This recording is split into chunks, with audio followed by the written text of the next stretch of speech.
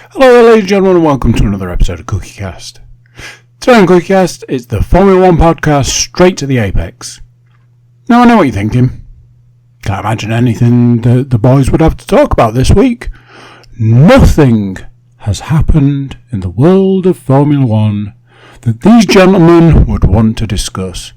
It's almost like why would they even bother doing a podcast? Maybe was there something in the news? Well, let's all listen and find out, shall we? Before we get started, please do consider like, share, subscribe and comment. Leave a review where you can leave a review. And obviously, the big one, the one we like the most. If you've got a Formula 1 fan in your life, send this podcast their way. They will love it. I assure you, they will love it. Right. Let's get into it. Here we go. This is CookieCast. Straight to the apex.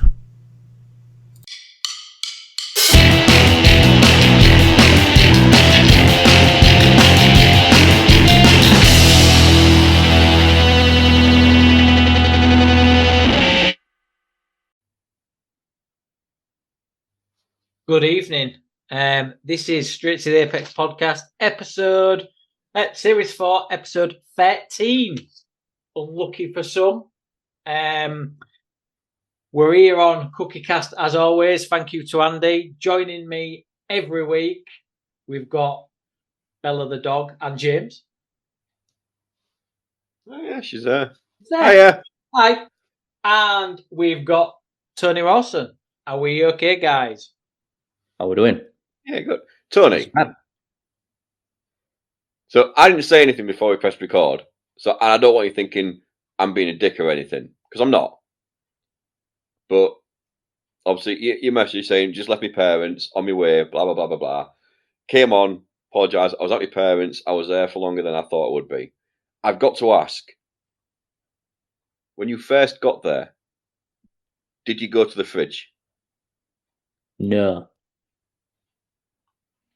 Because I was trying to be quick there. And I got in there, started talking to them, and we just continued to talk. And they offered me food, and I was like, no, I need to go soon. And then suddenly it was 10 to. And I was like, I'm going to go now.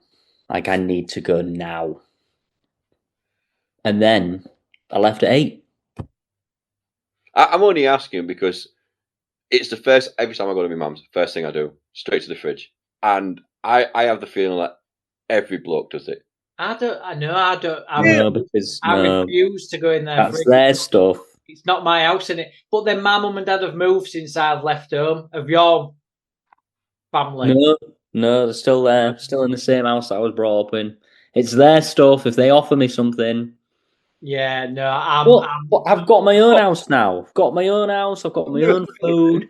Their food is just not that. It's not great. I'll be honest with you. But a lot of shit there.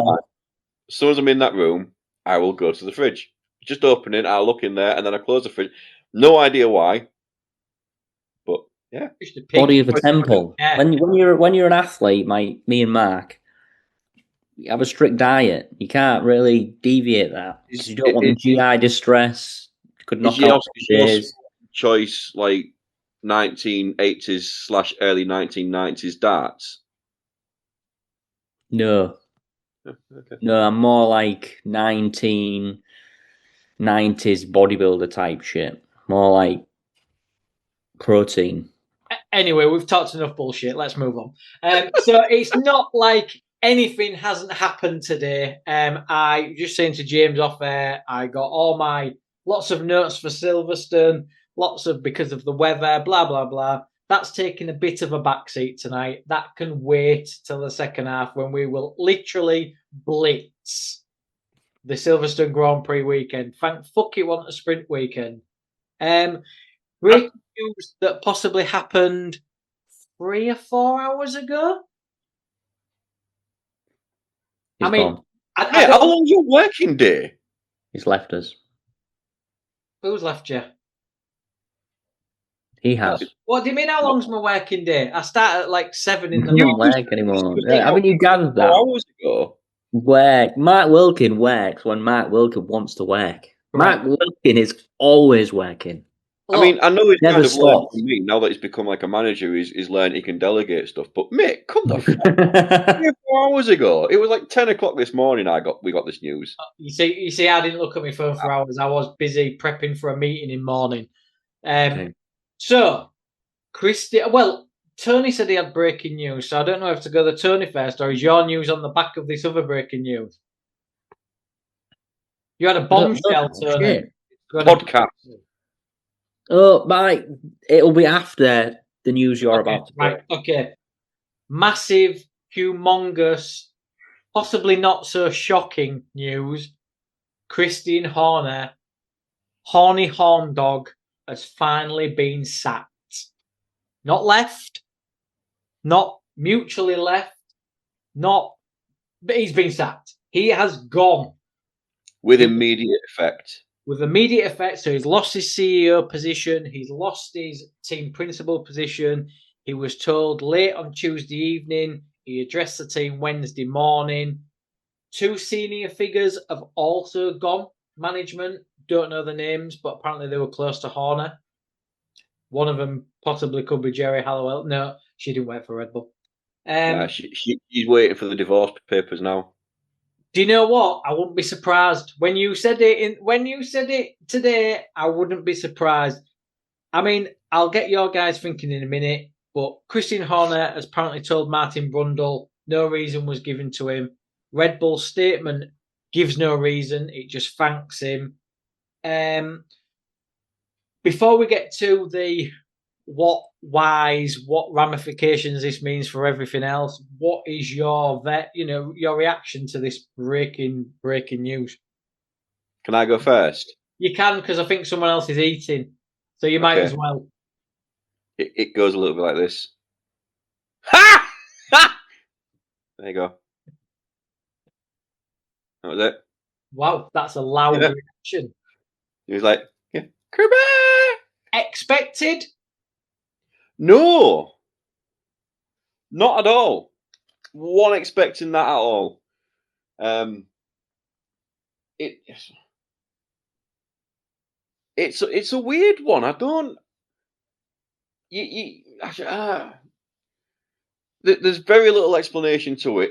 It's not like.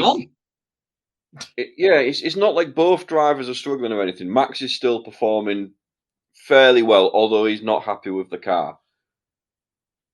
And that much else has gone on with Red Bull. You know, Newey leaving, the WhatsApp leaks, fingering staff and all that kind of stuff. Allegedly. In fact, no, not even allegedly. That did not happen. I mean, the terminology might not be true. Something happened. Apparently, it was just a text. James has took it to like DEFCON 4, full on fingering. Right, okay, we've jumped there. I heard that's why Newey left, because he got fed up with like Christian Horner coming up to him every day going, "Hey, Newey, smell my finger." Stop this. This is stop.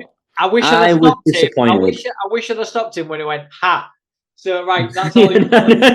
No, it's just, I shouldn't say he's got away with so much, because it's all alleged. Granted, I make jokes all the time, but it's allegations at the end of the day. Absolutely granted. And although I have... What you just said was not an allegation. I've never seen that reported anywhere. Nobody has reported what you've just said. No one. Someone has. Ever heard of an NDA?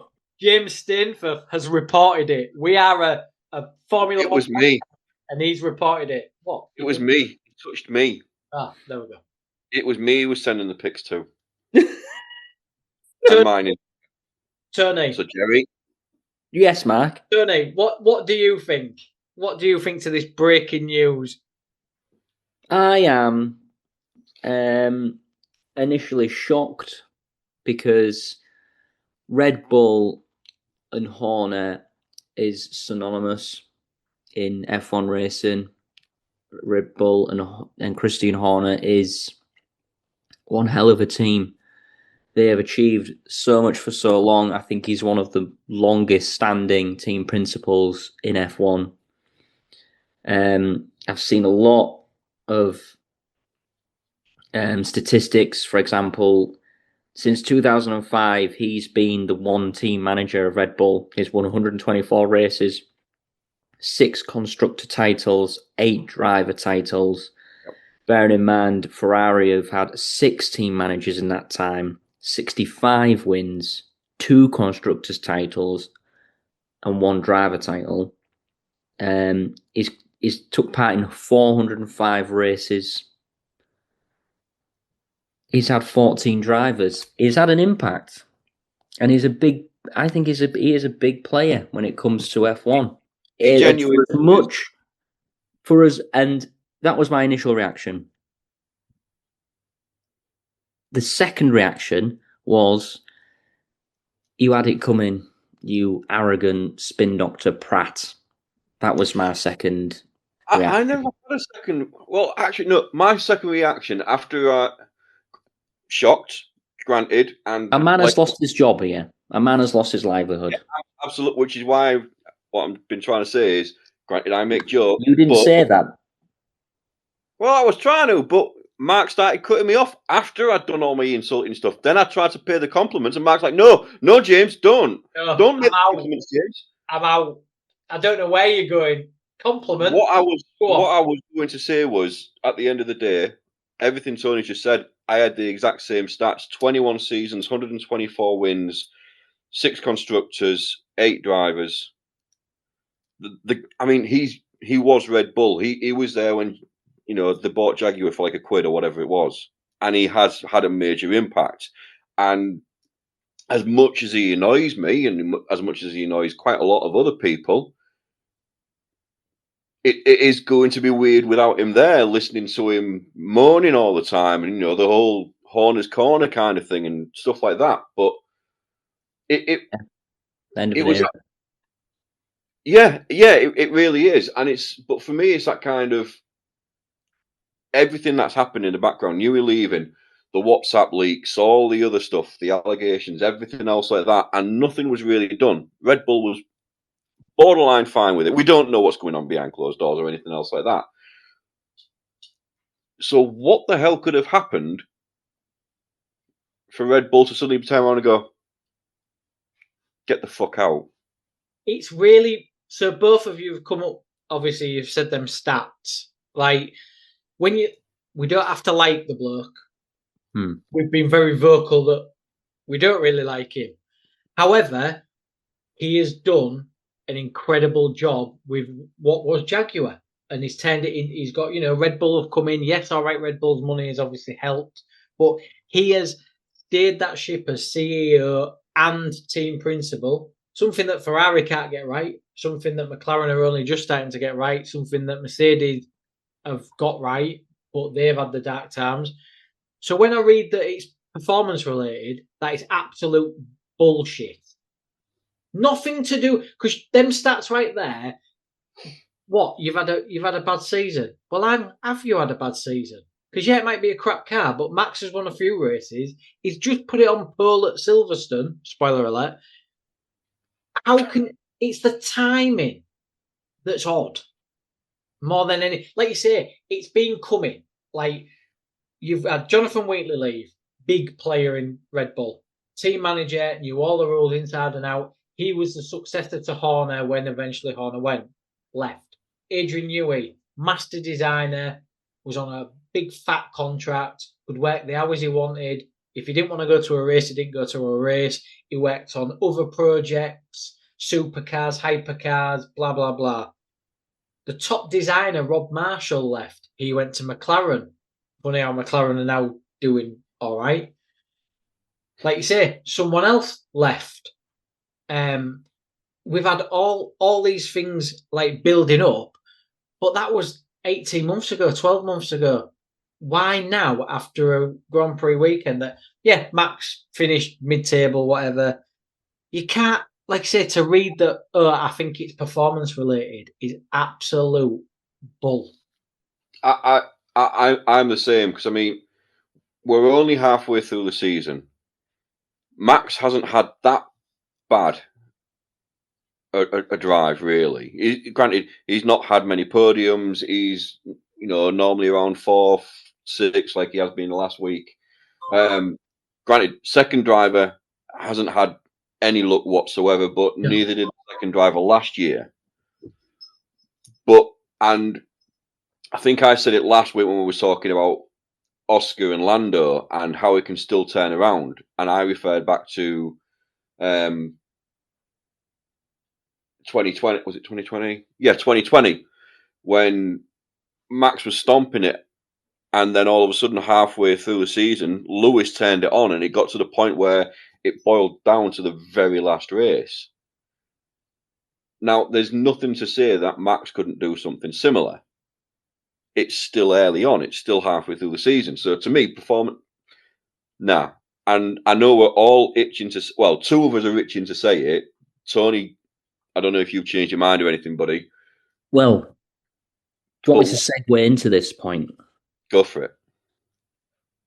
The news broke, and I initially thought, I think I saw somebody report it, double-checked it on, no, I saw somebody report it, and I immediately, after the reaction, thought, oh, Max has gone then. He's obviously, he's let Max go. Red Bull have gone, you twat.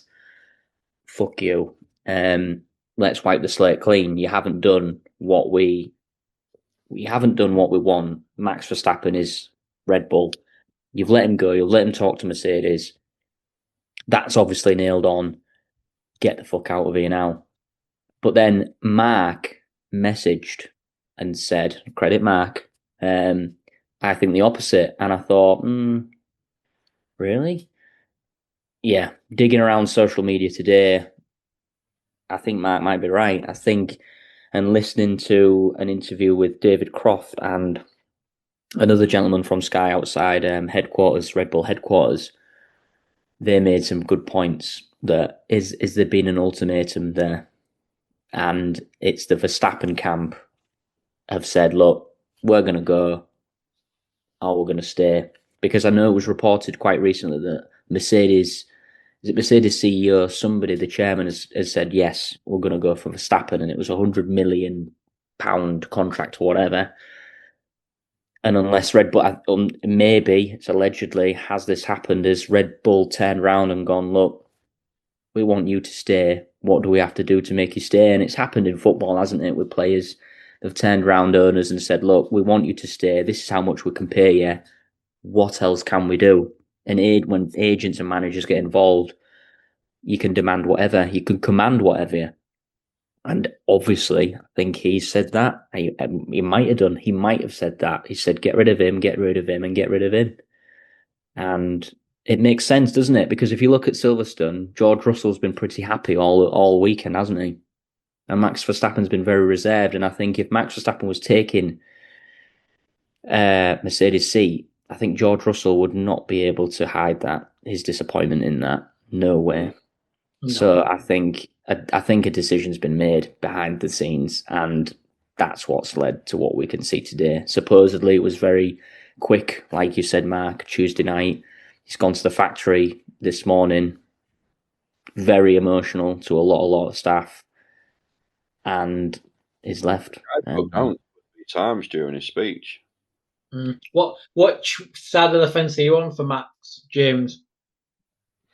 What, as in, was he going to go, or sorry, is he gone or is he there? Yeah. Do you think this decision, which way do you think it impacts Max leaving or staying at Red Bull? So initially, knee-jerk reaction, it's got to be something. I was like, what the hell has he actually done to just get dismissed like that? And at first I was like, well, that's it. Max is, he's kicked off his get out clause.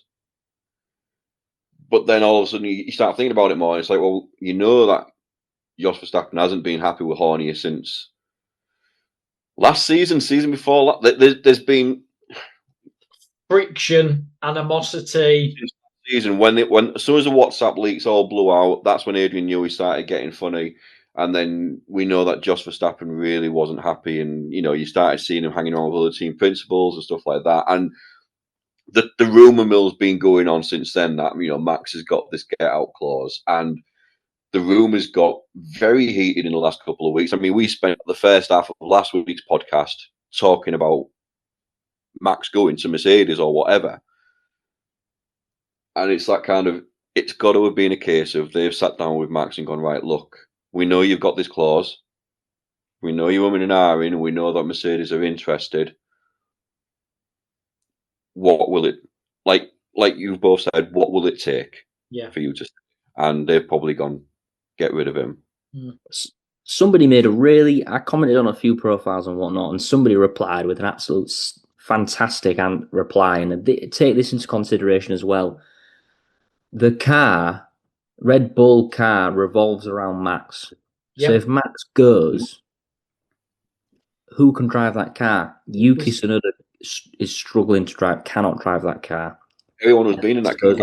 The list goes on. We said this last week, didn't we? If you take him out, car, yeah, we said this last week. Like, if a Max Verstappen designed car, you lose Max Verstappen, who are you plugging in without ripping it up and starting again? And then, like, the commenters goes on to who would you plug in? Bottas, because he's experienced. He's going to Cadillac. Daniel, no, he didn't want to come back. He said he's had enough. Yeah, Perez, Gasly, would they be happy to return? It is funny that go on, James. Or are you just saying you can fill that gap? No, I mean, there's a gap I would like to fill. Go on, get your point across. Not that one. Andy knows what I mean. Nico Hülkenberg. Think about it. Think about it. You look at his stats, and he hasn't done too bad. Has Lewis Hamilton ever got a podium in a Sauber? No. Has Max Verstappen ever got a podium in a Sauber? No. Has Nico Hülkenberg ever got a podium in a Sauber? Yes. But just saying. Funny that Sauber got a podium this weekend, isn't it? Because who's the new team principal at Sauber? Jonathan Wheatley, who used to be at Red Bull. It's all a bit weird. I mean, I've lost my train of thought now, but we had this discussion. Max's cap. I mean, correct me if I'm wrong. I haven't seen Jos Verstappen at a race this year, which is very odd. He's there. But people in companies, and you two will agree to this. People with experience and knowledge, and I'm talking a decade, if not a couple of decades, their experience is priceless. And when you're at a cutting edge, performance related, at the very top of a game, F1 racing, that experience is invaluable. And it's turning teams around, like the point you've just made, like the newie. Christian Horner, where will he go? He's done. On that note, do you think he's done? I don't think he's done, because this is my news. Go on. He's going to be on the podcast with you and Andy. No. He's going to be doing the next Darkest Timeline. No. He's replaced. He's got time now. He's got time to do it. Please, sir. I think he's going to end up in Ferrari. No. I really do. I read that today. What? He's not a Ferrari man. Do you know why? Because Ferrari do Ferrari's way. Ferrari are Ferrari. I don't care if it doesn't work. We are Ferrari. We do it our way. Christian Horner could not come into a team like that. Yeah. Change it around. The only team that I could suggest he goes to is Cadillac. But would they want him? I honestly think, Max, I think you have absolutely hit the nail on the head. Max, Jos Verstappen, and they've got a joint manager, Max and Josh. I mean, I don't know why Josh needs a manager because he's retired. But they've got a joint manager, and the three of them, personally, since the allegations cannot stand Christian Horner. Josh Verstappen has been very vocal about how he should not be leading that team, how he should have been suspended, blah, blah, blah, blah, blah. We've covered this for the last 12 to 18 months. Them three, I think you absolutely nailed on. Max has said, right, I've got this contract from Mercedes. I'll stay if he goes. I think Josh and his manager have said, basically, Max will stay if you get Christian out the door. Because it's really telling that the Red Racing Bulls team principal has been appointed CEO of Red Bull Racing, Lauren Meekes. Very quickly, indeed, as well. Yeah, very quickly. Very quickly. And where did Max start his career at Racing Bulls? He's got a very good relationship with that team owner. Is he a team principal that Max can manipulate? Possibly. Let's be honest, he probably manipulated Christian Horner because Christian Horner just did everything Max wanted because he knows he's got a bloody superstar on his hands. But, yeah. But in Christian's defence there, Lay down. I can't believe that came out of my mouth. Oh, no. That's what she said. Wow. But in Christian's defence, what is the manipulation between Max and Chris? I mean, I don't know, because to touch on what you said, you've got a phenomenal driver there.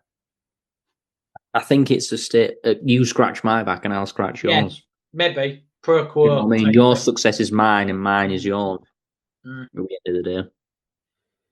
But like, if I worked for you, James, I'd be incredible. I'd make shit tons of money for you. But I'd be a fucking nightmare. I'd turn up late every fucking day, every lunch break. I'd have a coffee. I'd demand a certain coffee. But I'd make fucking shit tons of money. I'd be calling. I had two phones in my head, like, yep, sure, sweet, deal, bam. But I'd tell you to fuck off. So it swings and roundabouts. It depends. It depends how you'd want to play it. Do you know what I mean? You ring me in the middle of the night, I'll sort it out. But know that I would like a parking space as close to the building as possible. James is thinking, you're never working for me. The elements of that I'd be happy with. You coming in there every day, no issue with it, as long as you were giving me the hours that we've agreed. No issue with that. I'm quite flexible with that. Demanding coffees, mate, come on, nah. Nah, if you're working, take it or leave it. What I'm saying. You whatever the fuck you want, but you bring in a coffee. For the boss. And you tell me to fuck off, mate, you're out the door. You'll be telling me to fuck off. Correct. Yeah. The other major thing, Christian, we'll work it out. We'd work it out. Oh yeah, we'd get out, mate. I'd re-employ you the next day, and it'd be all right, and then it'd start again for 24 hours. Christian Horner had a massive defender in the state of the Thai owner. Now, I'm going to butcher his name here. Shalom Yovidikia. That was pretty poor. Thai owned 51% of the team. He always supported Horner through the allegations. Apparently, it was Red Bull that wanted Horner out. However, the majority shareholders were like, nope, we want him. Apparently, in the last few weeks, that's changed, and he's now no longer vocally supporting Christian Horner. Has something else happened? Because it's really odd that 2 weeks ago, Perez was on a podcast absolutely slating Red Bull and Horner, saying it went to shit when Newey left. And then within that 2 weeks, you've got the Thai owner that backed him has withdrawn his backing, basically, and he's quickly been sacked after Max got pole. And like you said, James, Tony, which is a very good point, they've literally immediately replaced him. So it's like they had this lined up. They've seen him walking around drinking a Lando Norris flavoured other energy drink. Monster. It's all... it's like I say, we're not shocked that he's been sacked. We're shocked at the timing. If it was going to be sacked, it should have been last year. Why wait till now? Is it because of the 2-week break? Is it because Max Verstappen, like I say, is Max Verstappen going to be announced a Red Bull driver on a long-term contract from next week? But he's got about 4 years left, hasn't he? He's got. I don't think it'll be that long. No. I think I reckon by the end of this week something will be announced about Max. Just because of how Red Bull are, I don't think. I wouldn't be surprised if someone went, right, look, we'll make the announcement about Christian this morning, and then in about an hour's time we'll make an announcement about Max, and then someone said, no, come on, just give it a day or two. Yeah, because Max has put stuff on his socials, hasn't he? Like thanking Horner and thanks for everything and everything like that.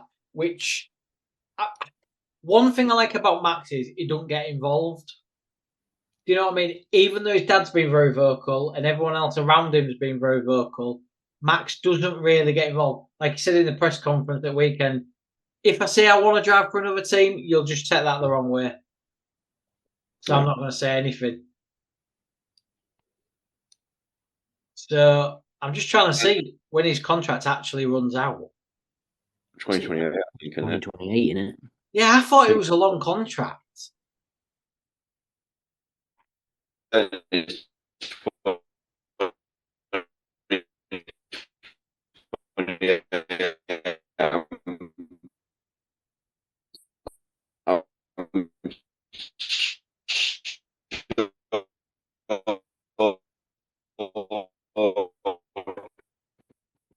Sorry, I think we've lost you, James.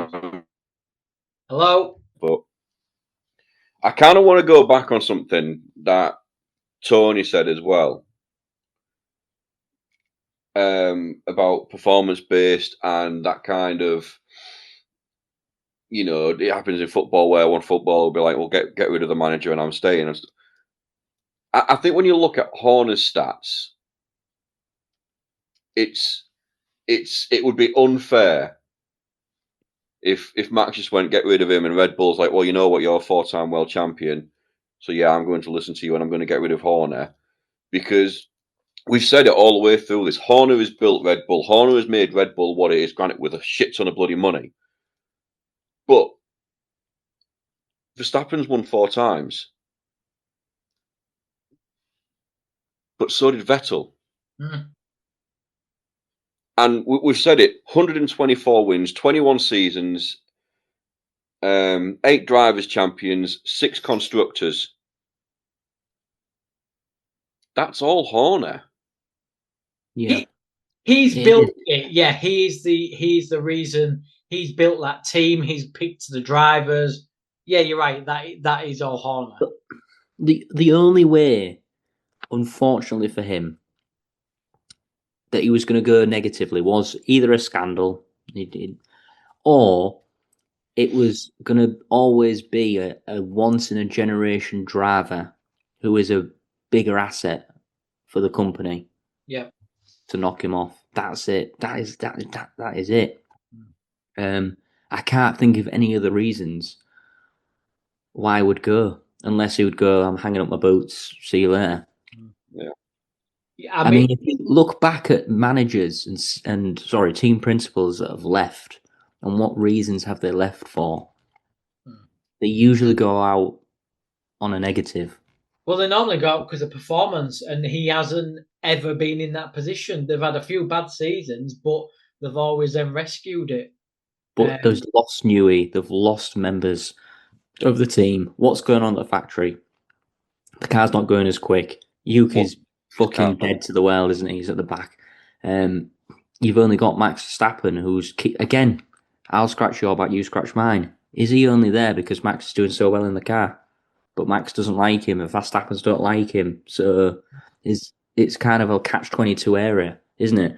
Yeah. If Max does shit, it goes on his name, doesn't it? But then Horner gets a sack. But if he does well, it looks good for Horner, doesn't it? It looks good for everybody above him, which is Horner. I don't know. I think for me, Red Bull, Max Verstappen, that's the brand. That is the brand, and it's absolutely synonymous. Like it's strong. It's stronger. I'll say this then. It's stronger than a Lewis Hamilton Mercedes. Yeah. It's stronger than a Michael Schumacher and a Ferrari. Yeah. Isn't it? Yeah. Just to go back, sorry, because when we lost connection, when I said about Verstappen's contract and I said 2028, what did you say, James? Because we didn't hear a word of it. Oh, that I'm fairly certain. I remember an interview with Horner a couple of weeks ago when I was asking about the Max situation and what George Russell had been saying. And Horner's response was, I ain't got it verbatim or anything else like that, but it was along the lines of, well, Max won't be going anywhere because we've got him in a contract till 2028. And in regards to Russell, well, he's probably still crying because he doesn't have a contract still. Mm. And I laughed about that today because I was like, well, you don't have a contract now either. No, bye-bye. I mean, it's all going to, like, obviously we've got Belgium, which is a sprint weekend. I don't know if we've got one straight after, but basically summer break's coming up. In that summer break, potentially, we're going to have Max's new contract. George Russell then will sign. Maybe this whole Mercedes thing has been a smokescreen for the Verstappens to say to Red Bull, we'll go somewhere else. Max will walk away from the next 3 years of that contract if he's still here. Why the British GP? Why now? That's the big question, isn't it? Because I think the pressure was getting to Red Bull to announce something, and I think maybe Toto was pushing, look, we can't string George along much longer. We need an answer for Verstappen's, and they've gone, right, okay. Max has just banged it on pole when he shouldn't have done. There's your ultimatum, Red Bull. Go deal with it. I think we're not going to evade the end of this. Without a shadow of a doubt, knowing Christian Horner the way we all do, he will come out and spill the beans or write a book or do a documentary. Or join Sky. Or Drive to Survive next year will be pretty much all about him, won't it? This is the story of the season, isn't it? Okay. The Silver episode next season is going to be amazing. Yeah. And we say this every year, don't we? We say it every year. And really, the Silverstone race, which was pretty good, has been pushed to a side because of this massive news today. So, I mean, on that note, we've talked about Horner enough. We are actually going to talk about the British Grand Prix weekend after the break. So do you want a couple of minutes break, or do you want to come straight back? I'd like a minute to get myself a drink. Okay, I'll go make a cup of tea. So we will see you in a few minutes. Jabel. Hey, you. Yeah, you that's listening right now. Thanks very much for tuning into this episode of Straight to the Apex, the Formula One podcast from CookieCast. If you're enjoying this episode, why not like, share and subscribe? Whilst you're there, feel free to check out some of the other podcasts that CookieCast has to offer. If you like football, we've got a football podcast. NFL more your thing? Then the List Is Out podcast is for you.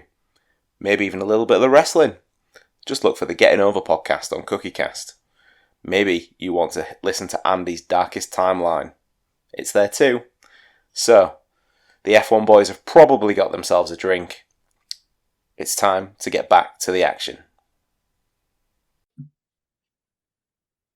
And just like that, for you guys, it was 10 seconds. We are back. Before we get started again, thank you to Andy, CookieCast. Weekly update, Tony. Any closer to a podcast with the saviour and lord of the CookieCast network? Nothing. So what the fuck is your breaking news then? I don't know. Let me just review the messages that I sent you, and it might come back to me. Right. Wow. Okay, so he had a bombshell to drop, and he doesn't even know what the bombshell was. Fantastic. Okay, so any other news other than what we've discussed? No.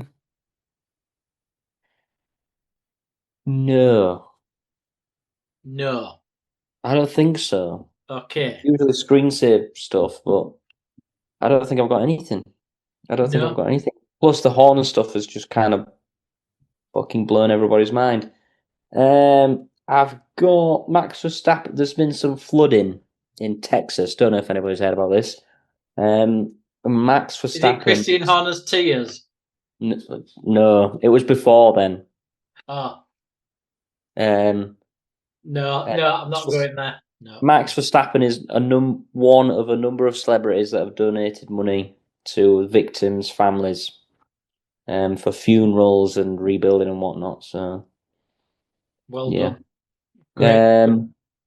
All I've got is just info on the race. Really, you might touch on it, you might not. Yeah. Right. Okay. Sorry, I'm just having trouble uploading any of our podcasts, so Andy might not even get this. So, British Grand Prix. Obviously, I didn't go. James didn't go because he's going to the next one. Did you go, Tony? No. I didn't go. I nearly went. Beth went with work. She said it was incredible as usual. The tickets, I nearly went. Saturday night, there was a ticket for Sunday for 250 quid, general admission. That was the nearest I got tempted. Still Sunday morning, 400 quid for the race. Wow. Sunday morning there was two tickets for Club Corner. I think that's one of the last corners. £2,000, and that was a few hours before the race. So, no, disappointing. Financially, it's just so disappointing. Like, yeah. And Beth said as well that it's even more corporate than the last time we went. There's so many more tiers of. So, like, when we went, there was just general admission, but now there's like general admission plus,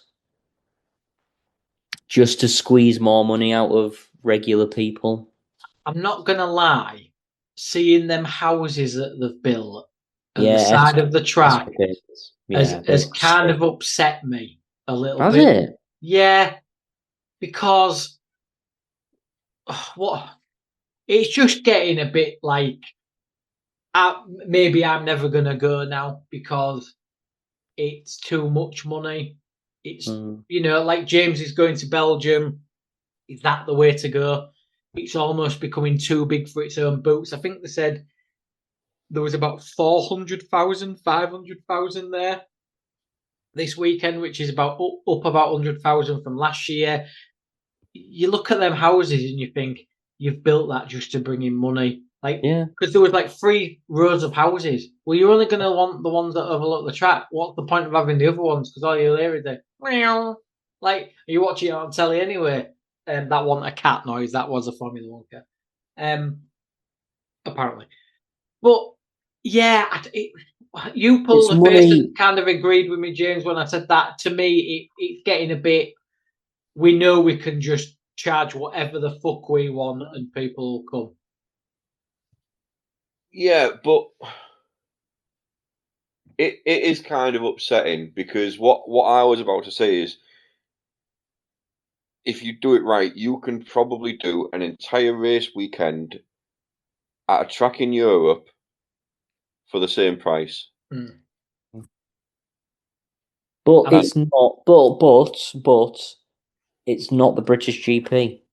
No, but and I get that. But Spa, it's like you want your teeth done, you can go get them done in Turkey. But no. But just because it's Britain, don't make it the best. Spa, fantastic track, prestigious. Spa is a track like Silverstone where it's again prestigious. Obviously, it's one of the tracks you think of when you think Formula One. It's another OG. It's been there since God knows when.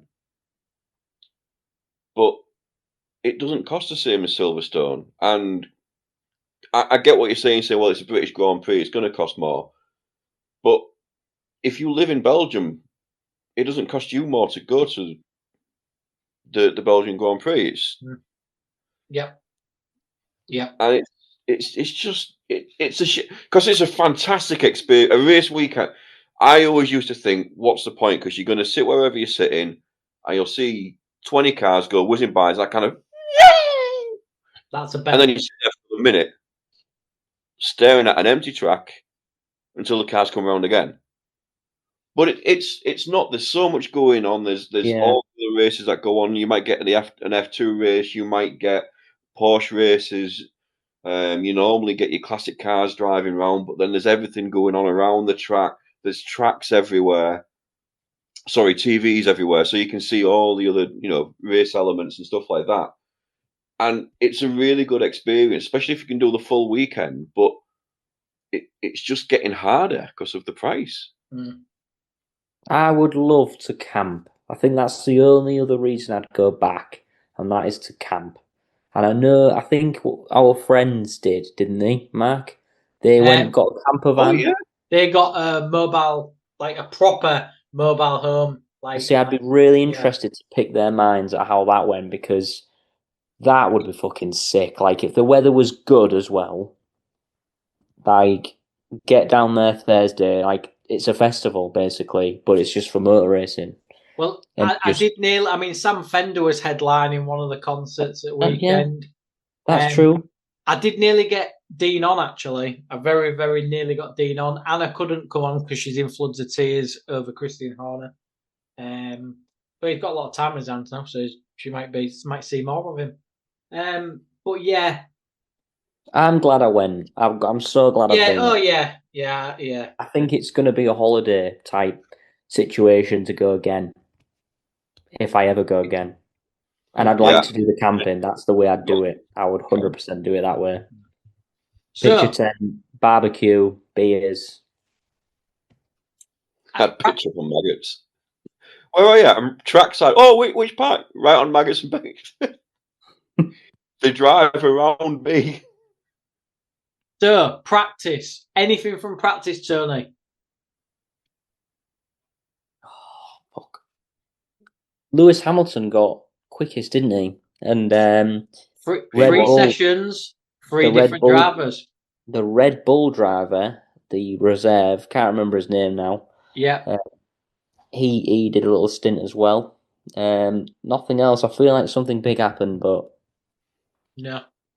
I've got literally nothing written down. I just like to throw it to you because you're the only one that watches practice.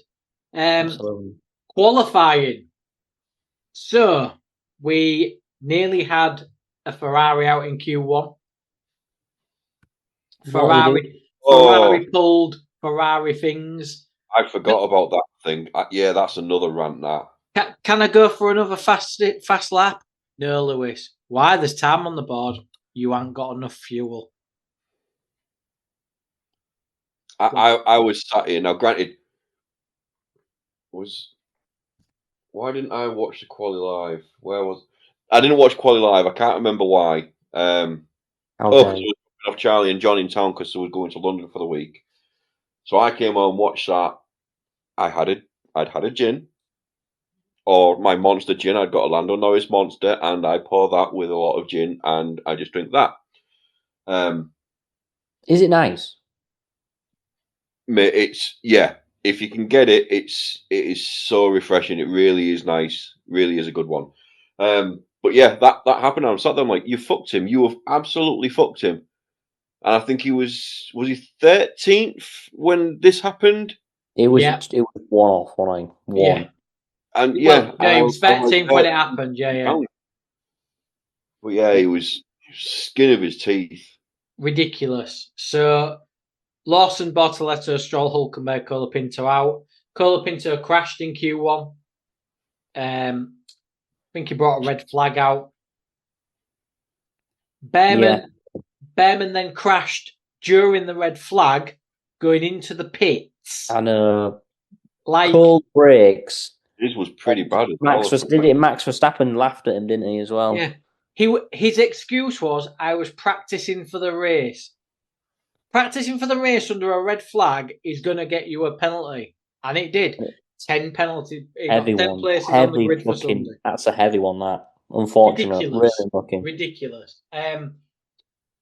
Anything else from quali before I go on to say what order it finished? Any other major point? I think it's just the pole sitter did not see it coming at all because he was nowhere near it all through practice, all the way through. It was McLaren, Ferrari. Ferrari can do something. Ferrari have got potential. McLaren, Oscar, Lando stand, which that kind of pissed me off.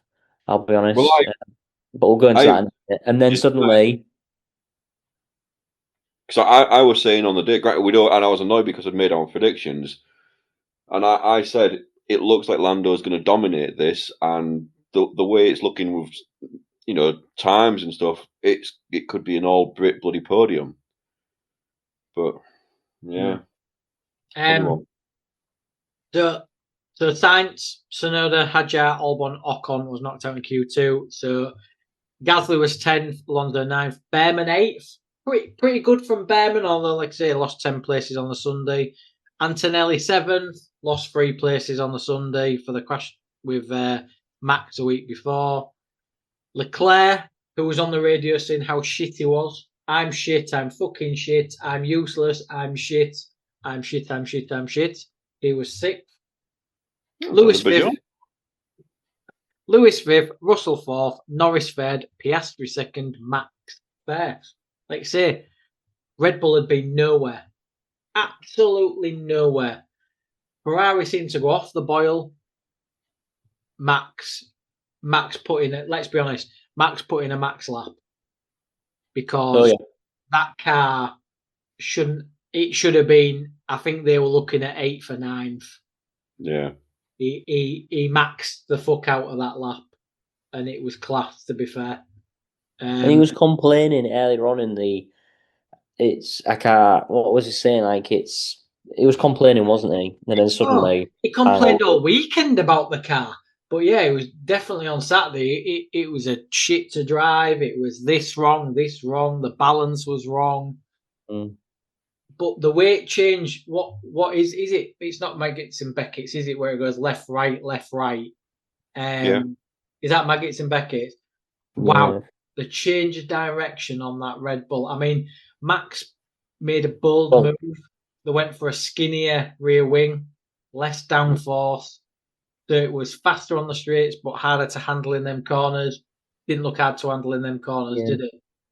And that's the thing that's one of my fondest memories from when I went, was his car. Just him and his car, it looked like he was floating. And when it was Maggots and Beckett's, it just looked like it was effortless. And he was going so quick. It was like one of them magnetic trains where it's not touching the floor, but he's just got speed going all the way through it, flows through it. It's incredible. Then Sunday it pissed it down. Before the race, I thought, me and James was at Rovers.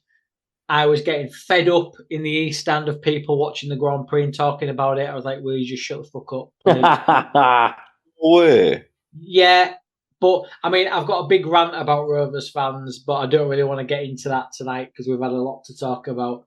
They're idiots. My dad's had a bit of a run-in recently as well. Well, they were fighting amongst themselves in the East Stand briefly because we lost the game. Wow. And I worked on the away stands turnstile on Sunday, so I was getting the Leeds fans in, all polite as hell. Ticketmaster fucked up. All Hull KR fans did was moan. They were awful. They were awful people. East Hull. Yeah, it's a minority, but still. Anyhow. Anyway. In the crowd, people watching the Grand Prix, please shut the fuck up. I want to watch it when I get home. Chucked it down. Thought, here we go. What a race. You then had the grid and people. It was shit. It was shit to watch. I watched it live. There was fucking shit. There were some elements. that were good. When was it Russell, Leclerc, Antonelli, Hadjar, and Behrman went to the pits for slicks? I thought we're going to get one of them. It rained. So everything that had happened on Saturday, it was might as well just throw it in the fucking air. and see what happens. So a few of them came in. We started behind the freaking safety car. Yeah. Some of them came in to change onto slicks, and then the start was weird. Because half of them was in the pits. Some of them were in the pits. What we'll say is, can we not use wet tyres anymore in Formula 1? I know, it pisses me off. Fucking pisses me off. So what? It's raining. You're an F1 driver. You get paid shit ton of money. The cars are the very edge of science, of human fucking knowledge. Let's just start in the fucking rain. I know it's dangerous. That's why we don't do it. That's why I'm not an F1 driver. And I get that. I understand that. But it just frustrates me that the FIA are just on this absolute, safety, and it takes the entertainment out sometimes. I know. I'm going to flit in between round the race because, like you say, it could have been better. It was okay. We've had better Silverstones. Hadjar hit Antonelli because he couldn't see him due to the spray. Right? Get that. So safety, totally get that. They brought the safety car out lap 14 because of the spray, because it did absolutely piss it down. Totally get that, because it was heavy rain, aquaplaning, all that jazz. You put wet tyres on them Formula 1 cars, all they talk about is how much water they can clear. It's like a vacuum. So why don't you put the wet tyres on the fucking Formula 1 cars? Yeah. Don't know. We'll never know. What's the point in the wet tyre? Because it rained before the race and then was getting drier, the second shower really ruined it, didn't it? Mm. The third sector was wet, but the rest of the track was drying quicker. It was the last few turns where it was bad. And that was good because you had people like Lance Stroll getting the fastest laps on slicks and getting faster and whoa. The commentators, nobody, to be honest, watching the race could really make head or tail of what's going on because and neither could the engineers because everybody was thinking, well, let's put this on, let's risk that. What if we do this? What if they do that? Like, it was just a mess. It was just a fucking mess of a race. There was drivers on intermediates. There was engineers saying, let's go on slicks, but by the way, in 5 laps time, it's going to be chucking it down again. And there's other engineers saying, let's not risk it for a biscuit and all this kind of stuff. I can't remember who it was, but one of the lines I remember is, we're not on a suicide mission. Stroll's on softs. Yeah. So and somehow ended up third. 5 seconds a lap faster than most drivers in the top. Colapinto's car gets stuck in second gear. Yeah. So he retired in the pit lane because he stalled. Lawson, again, and Ocon collided, bringing out the virtual safety car. That was then ending, and Bortoleto decided to spin off, which brought out another virtual safety car. Lap 14, the safety car came out due to the spray. What I will say is Piastri had built up an absolutely gigantic lead before the full safety car come out in lap 18. It was something like 14 seconds in front in 5 laps. Yeah, he got a really good lead. The way I would sum it up is it was 22 laps of safety cars, crashes, virtual safety cars, more crashes. I was getting bored. Yeah. I'm going to jump to something else. Ocon and Behrman spinning together as teammates was quite funny. Yes, synchronized. Yes. Oh, it was beautiful. It should be an Olympics. They both spun. It reminded me of Blades of Glory. Yeah. Oh, I didn't even think. I was going to say you needed the music that Torval and Dean used. Yes. You know, Bolero. But you could also just go with Blades of Glory and just have, wasn't it Aerosmith? Yeah. Don't want to miss a thing. You can just imagine, don't want to close my eyes. And they both spun around. Oh, it was just looking at each other as spinning. Yeah, it was poetic. Well, Ocon and Behrman both pointing at each other like that. I mean, what I want to talk about, and I mean, Tony, me and James discussed this. We're going to do, not next week, the week after, a bit of a pre-Belgium preview for James going. He can talk about him going. Might see if Dean wants to come on and talk about Silverstone. We'll do predictions then. We've got about 20 minutes left, so we can talk about what we want to talk about after. The main thing for me, you're right, James, some of it was boring. The Piastri safety car incident. Discuss. Yeah. Was it too harsh? Why didn't George get penalised for doing something exactly the same? Because the safety car ended. Safety cars ended on my telly. Safety cars ending, and the bit of track that they're on is very quick. Very quick. A safety car ends about midway through. Oscar Piastri slams on. Oscar Piastri just slams on, and you can see by the telemetry, he's got nearly a 60 psi slam on, whatever that is. George Russell's was a 30, and on the TV, the commentator said if it's over 30, it's a penalty. George Russell was 30. He didn't get anything. He slammed on, and I completely agree. What the fuck's he doing? It's raining, so the conditions are compromised. That's a penalty. You've slammed on, penalty in the conditions that they are. Double penalty. Max Verstappen is a world champion, very experienced driver. He's had his career out of the way. If that was another driver, would they have done that? Or would they have gone straight up the back of him? I think so. But it wasn't just Max Verstappen. It was Oscar Piastri. It was 4th place. It was 5th place. The whole pack just fucking had to slam on. And was like, what the fuck's he doing? So he deserved his penalty. It was a repeat of Bottas in 2020 when he did something very similar after a safety car. And we know what that restart. It was pretty much just that everyone at the back just concertinaed and went into the back of each other, and we had about 3 or 4 cars out. Carnage. Well, Hulkenberg even said, didn't he? What was that? Yeah. It was his own stupidity. What are you doing? I get that, you've slammed on and you've caught Max unawares and he's gone by you, and that Max is still straight on the radio. But why are you slamming on? Like you say, why do that? He cost himself the race, really. I was going to say the third thing is, it's you coming into segment 3. Yes, the safety car's ending. It's coming in. He then fucking sped up, and I was like, "Fucking hell, he's going to catch the safety car." Because he slammed on, waited to get to the corner, and then sped up. So I was like, "What was he doing?" I agree with everything you've said. The safety car had turned the lights off. From that point on, Oscar is the safety car. He controls the pack. He controls the speed, everything. It's down to whoever's on pole to do. They've got to stay within a certain car's length, but at the same time, they can control the speed of the track, and they can control pretty much when the race starts. But he, like you said, he slammed on. It was a 60 psi brake pressure.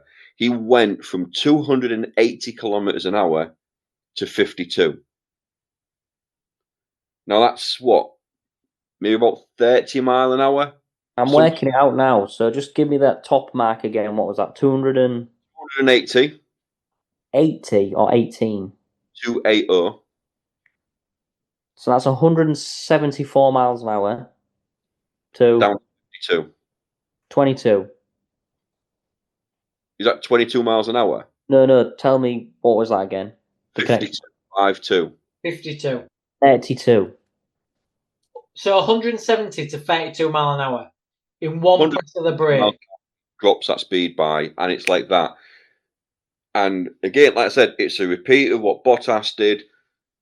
But in those conditions as well, to me, that just... He dropped 100 mile an hour in like that. I'm sorry, that's ridiculous. I lost all respect for Oscar Piastri that week. Not for that. I mean, what he did there was shit. I know what you're gonna say. It was his fucking comments on the radio later on when he said, "Oh, guys, if you think that penalty is unfair, you should swap me and Norris around and let us race." No, dickhead. Well, there was No. three You things. want to win it? Win the fucking thing. Don't fucking throw your toys out the pram and start fucking ranting at your engineer saying, "Oh, come on, let me go in front, please." Prick. There was three things I've always said I would, after Lewis retires, Piastri's my guy. There was three things that pissed me off about him this weekend. You've just mentioned two of them. The third one will come to. I want to save it till the end. But that comment about if you think it was unfair, then why don't you let me overtake Norris and we can fight? What? In dry and wet conditions when it's dangerous and you could both spin off because you're pushing? No. Also, it's your own stupid fucking fault. No. And third, no. Just no. Like you say, the George thing. Both fucking McLaren. I, as the constructor, don't give a shit which one of you is in fucking front because I'm still getting the same fucking points either way. So 1, shut 2, 2, 1. Don't care. Like, and to blame George, like you say, I'll never, ever, ever defend George Russell. However, he didn't put that amount of pressure in the brake pedal, so it was nowhere near the same incident. And it was also on a dry track when George did it because he's not a bell end. So, absolute bright on himself, pissed me off, Oscar. Like you say, more than pissed me off the attitude afterwards on the radio. The fact that he looked pissed off after the race. Post race, he was like, "I'm pissed off. I don't really want to talk about it." Why do that? Why do it? Yeah. It was a rare immaturity sign, wasn't it? This was that was rare. Was this a crack? We've talked about Norris. We've talked about the pressure. Is this a Piastri crack? Actually, the laid back odds isn't as laid back as you'd like to believe.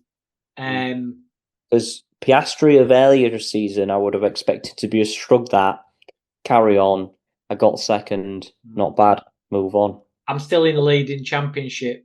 There was a bit of like, a bit of angst behind it, wasn't there? A bit of. So anything else before I give the top 10 and talk about the third thing that really pissed me off about Piastri, and I'll put Norris in that bracket as well. Well, I've got a couple of points. Talking about Max Verstappen spinning immediately after that, which is, again, another rare thing. That's when I got excited because, like I said, it was 22 laps of nothing. And then it was like the 23rd or 24th lap, and Max spun and lost a shit ton of places. And also, it's on! I'm happy now. It's literally, he admitted, didn't he? They'd set the car up for dry conditions. The weather said it was dry. He went to bed on Saturday, and the weather just changed its mind and went, "Yeah, we're not dry anymore, mate." And he said, "I knew then." Oh, crap. Well, England. Yeah, well, yeah, welcome to England. It says it's going to rain. It'll be sunny. It says it's going to be sunny. It'll rain. What was your other point, Tony? Lance Stroll is suddenly third in the British GP, which I don't think I'd ever seen in my life. He then slowly dropped like a fucking stone, and then made some insane comments post race, which I could not believe, but then immediately thought, yes, this is what Lance Stroll would say. It's the worst piece of shit I have ever driven. Oh, yeah. When he was third, and then he dropped back into whatever Mark's going to say in a minute, 7th, I think. 7th, correct. Yeah. I couldn't believe that, because I thought he was going to say the opposite, like, I've had a great weekend, I was third at one point, we called it right, points for the team. He, again, lived up to the spoilt brat that is Lance Stroll, and threw his teddies out the bed and blamed his tools. I couldn't believe that. Absolutely couldn't believe that. If that was any other team barring his daddy's team, they'd literally kick him out for comments like that, because as an engineer, you'd be like, we got you up to third. With a strategy. You did real well. Yeah. Great strategy, got you up to third, and it was your incompetence. Gasly overtook you. Max overtook you.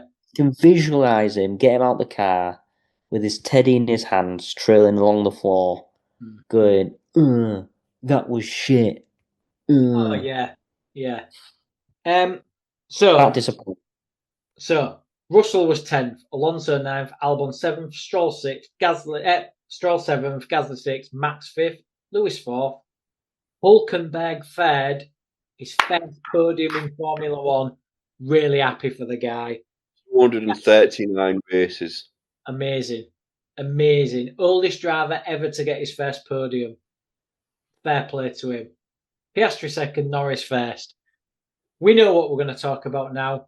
The cool down room. Comments made by Norris and Piastri. Like, I think Hulkenberg said something about his helmet. Why you brought that? It was like a new kid at school, and the two fucking playground bullies were like, fuck you, you should not be in here. They were absolute arseholes to Hulkenberg. Absolute arseholes. There's no need, was there? I didn't see the cool down room. All I saw was the podium, and it I was saw the worst podium I've ever seen in my life. This guy has done God knows how many seasons and races, and is getting his moment, and they've completely fucking blanked him. Like the champagne, they just celebrated amongst themselves, and Hulkenberg literally turns with the champagne, and he's like, oh. And it's so sad. It's so fucking sad, and they deserve all the shit that they fucking get for that. Bastards. I mean, we don't know what's gone on. I mean, we don't know if Piastri was being more bloody petulant again. I mean, even after that, he made that shitty comment to Hulkenberg, and he sat there with his trophy and everything. Yeah. And and Piastri goes, "Oh, what's it like knowing that your first piece of silverware you can take home, it's actually made out of Lego?" You know what, mate? Go fucking up. Anyway, I liked his comeback though. Well, I like Lego. Yeah, he said, "Oh, my daughter will play with it." Yeah. I thought that was. I mean, Oscar's. You're going to get to your third point in a minute, granted, but Oscar has just thoroughly fucked me off this week with his fucking stupid actions on the track as a safety car. His comments on the radio saying, "Give me the race, it's mine." How he was post-race saying, "Oh, apparently you're not allowed to brake under a safety car." You are allowed to brake under a safety car, just not like a fucking prick at a roundabout trying to make a cheap claim. And then post-race, and then going to someone who's been driving longer than you've been alive, gets his first podium, and you're just like, "Oh, what's it like winning a piece of Lego?" Mate, you're a prick. Your first fucking win was given to you. You didn't fucking get it. It was given to you. That you've touched the third point, James. What if I was Hulkenberg? You'd be so elated, yet the way that Norris and Piastri acted, you're so deflated. Because I felt for him. Like you say, that on the podium. What? Because he's never. It's like he's not invited to the party. Oh, look, he's turned up. You know, they literally excluded him, and that's not right. Like they should have been. Look at Max. We call him an absolute prick. Thank you. I was about to say this. Go on. If that was a Lewis, if that was a Max Verstappen, they would have been all over him. Vettel, majority, half of that grid would have been all over Nico Hulkenberg as if he'd won the race. And at the same time, the stuff we have seen since the race regarding Hulkenberg is Verstappen drives past Hulkenberg, and as he's driving by, he's going like that. Yeah. Really, he's going fucking nuts. Hamilton's one of the first drivers to see him out of the car. Most of the entire grid went fucking nuts for Hulkenberg. But then it was just that little that was on the podium. The cool room and the podium. It's just, yeah. Like you say, we call Max an arrogant prick. We don't like him. But tell you what, credit where credit's due. The kid knew, look, I'm going to praise and congratulate Hulkenberg because deep down then he's a nice guy. Piastri and Norris aren't. Norris, I've always had doubts about. I think he's fake. Well, I mean, this goes into a point I alluded to earlier. Why are we naming stands after fucking drivers when they've done fuck all? He's won nothing. That I totally I didn't agree. understand that. I really didn't understand that. Yeah, Lando stand and everyone's dressed in fucking fluorescent yellow, but what's he done? Why? Well, I tell you what, Wimbledon. I mean, I don't know if you watch tennis. Cam Norrie is one fuck all. He's the last Brit that was in the competition. He's been knocked out. He's one fuck all. Let's rename Wimbledon after him. Yeah. Did you know that's the same as Lando Norris? He's won a couple of races. Yeah. Oh, he gets a stand. Yeah, it's like Norrie wins the first round, which I think he fucking did or whatever. I don't know, fucking tennis. Let's rename the fucking mountain Norrie Mountain. Why? Why? I thought it was nice to see. I mean, you go to the Red Bull Ring and it's just a big fucking stand of orange and people going max, max, max, max, max.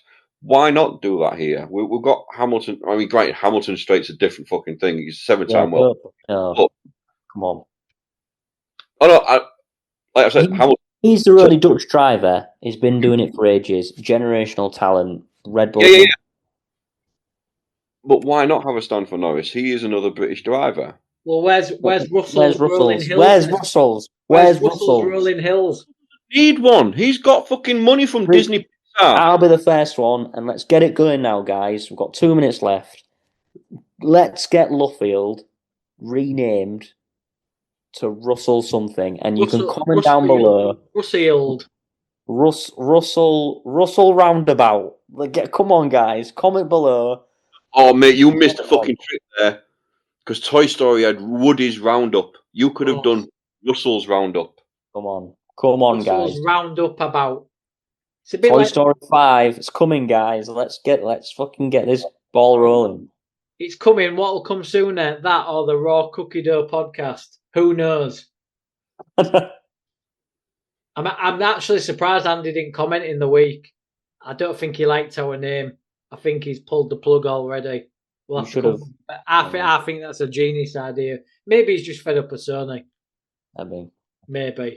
Many people are. Well, on that note, thanks, Christian Horner. You've literally screwed our nice. We knew what we was going to talk about, and you've literally screwed it. But it was a good podcast talking about it. We couldn't have timed it any better tonight.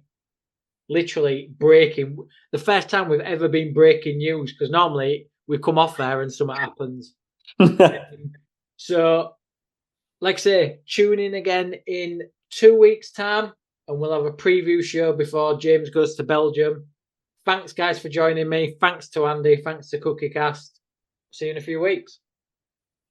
See you soon, lads. Bye. Well, there we go. Oh, it was a big one. Bumper episode. And, it turned out there was something in the news. Who knew? Big thank you for watching. Big thank you for listening. Big thank you for being here. Before you leave us, please do consider like, share, subscribe, and comment. Maybe you're new and you think, yeah, I'll give it another go. Like, share, subscribe, comment. Maybe you've been here a while and you haven't quite clicked those buttons yet. Maybe it's time. Who knows? Check out the website, thecookiecast.com. There we have social media links and an email button, and that way you can get in touch with us and say, hey, love this podcast. Right. While we recover from this one, I'm going to say bye, and I'll see you next time. And you should probably go get yourself a drink. See you then. Bye-bye. Thank you for listening to CookieCast. Please make sure to like, share and subscribe.